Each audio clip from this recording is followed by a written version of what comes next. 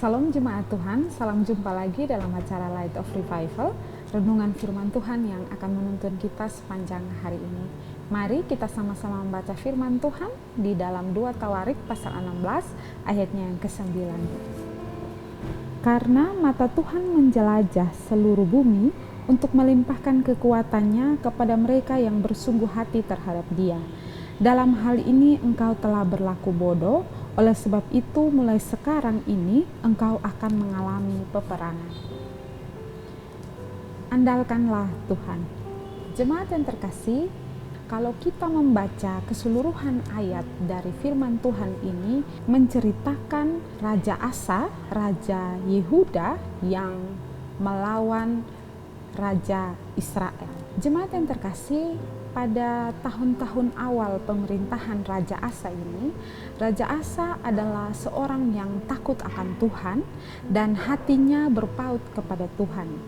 Ia melakukan apa yang benar di mata Tuhan. Ia menghancurkan patung-patung berhala, menyingkirkan pelacuran bakti dari kerajaannya, dan ia memerintahkan rakyatnya untuk menyembah hanya kepada Tuhan saja. Bahkan Tuhan memberkati dan melindungi Asa dan kerajaan Yehuda. Ekonomi kerajaannya semakin maju, angkatan perangnya kuat, bahkan ketika melawan tentara Ethiopia yang jumlahnya lebih besar dari tentara kerajaan Yehuda, mereka bisa menang karena Tuhan menyertai Raja Asa bersama dengan tentaranya. Namun setelah kesuksesan yang ia alami, puji-pujian yang ia dapat, dan nama baik yang ia terima, ia mulai berubah dalam perjalanan hidupnya. Padahal perjalanan hidupnya belum berakhir. Raja Baesa dibantu oleh Raja Ben-Hadad menyerang kerajaan Yehuda. Raja Asa mulai lemah imannya, dan ia mencari penyelesaian yang berbeda dengan apa yang Tuhan kehendaki. Dan akhirnya membawa ia pada akhir hidup yang menyedihkan. Belajar dari kegagalan Raja Asa, ada beberapa hal yang harus kita lakukan di dalam kehidupan kita di dalam mengiring Tuhan. Yang pertama, janganlah kita mengandalkan harta kekayaan. Yang dilakukan oleh Raja Asa ini, ia mengandalkan harta kekayaannya untuk bisa terbebas dari persoalan yang ia hadapi.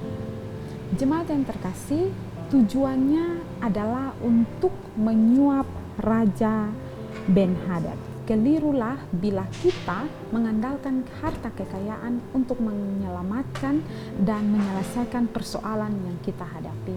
Seperti Raja Asa ini, ia mengandalkan harta kekayaannya untuk bisa terlepas dari persoalan yang ia hadapi.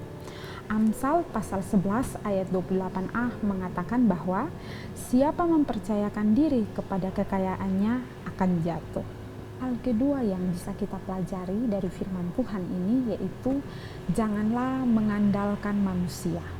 Ketika Raja Asa mengalami masalah, yang pertama yang ia ingat adalah harta kekayaan yang ada di tangannya. Ia membeli hati Raja Ben-Hadad itu dengan harta dan uang yang ia miliki, sehingga Raja Ben-Hadad itu berpihak kepadanya. Jemaat yang terkasih, di sini seolah-olah mati dan hidupnya bergantung kepada manusia yang bernama Ben-Hadad ini. Raja Asa lupa bahwa mati dan hidup seseorang hanya ditentukan oleh Tuhan. Dan Tuhan itulah yang telah menyelamatkan dirinya dan juga para tentaranya ketika melawan Ethiopia. Hal ketiga yang bisa kita pelajari dari firman Tuhan ini yaitu andalkanlah Tuhan. Setelah strategi yang dipikirkan oleh Raja Asa berjalan dengan baik dan hasilnya sesuai dengan apa yang ia harapkan, maka tenanglah hati Raja Asa. Namun ada hal yang ia tidak duga. Ayatnya yang ketujuh. Pada waktu itu datanglah Hanani, pelihat itu kepada Asa, Raja Yehuda, katanya kepadanya, karena engkau bersandar kepada Raja Aram dan tidak bersandar kepada Tuhan Allahmu, oleh karena itu terluputlah tentara Raja Aram dari tanganmu. Jadi ini peringatan kepada Raja Asa, apa yang dikira oleh ia adalah kebaikan, sebenarnya adalah keburukan. Apa yang dipikirkan olehnya adalah keuntungan, sebenarnya adalah kerugian yang ia alami. Perjalanan hidup kita merupakan suatu perjalanan panjang yang bisa juga diumpamakan sebagai pertandingan.